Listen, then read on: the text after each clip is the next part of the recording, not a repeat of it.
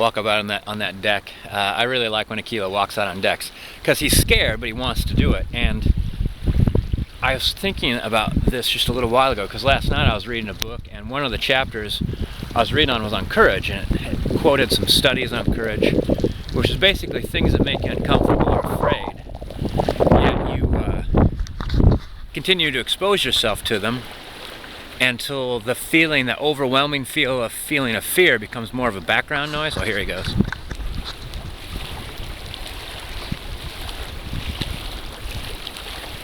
Yeah, I remember when I first tried to convince him to go onto a dock and he wasn't having it. And now I wasn't even close to him and he had the courage to do it. So I started thinking about, like, well, what am I afraid of? And not necessarily afraid, but what things do I avoid? Because there's a little bit more of the... Oh, it's okay, bud. He kind of crouched down a little bit because it shifted.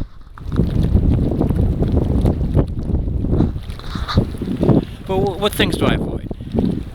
And there's some things that I tell myself I just don't enjoy very much. But it might be some sort of like residual fear, this avoidance. And I was thinking, like, maybe I should make a list of things that I don't do very often and make it a point to go do them. Like last summer when I was swimming and I almost drowned. I bought Aquila a life vest, by the way. I think next time I go swimming, both Aquila and I will be wearing a life vest. But I've got this desire to go swim that again with a life vest on.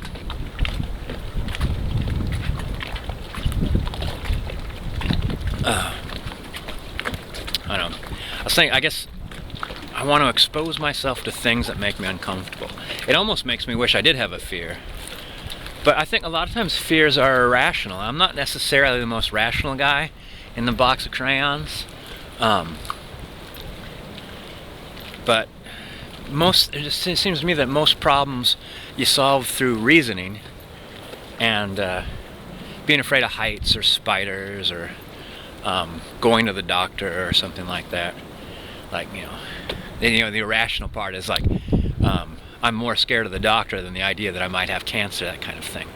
I'm like, if I thought I had cancer, I'd be waiting out front, going open, open, open.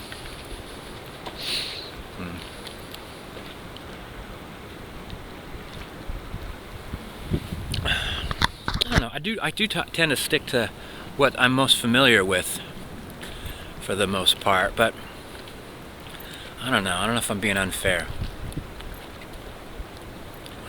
Anyway, I was thinking about writing down a list of things that I don't do very often and doing them more.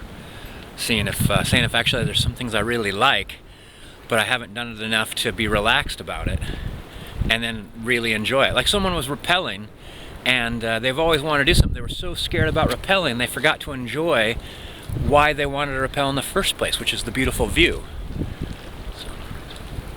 So, speaking of beautiful views, this place is gorgeous.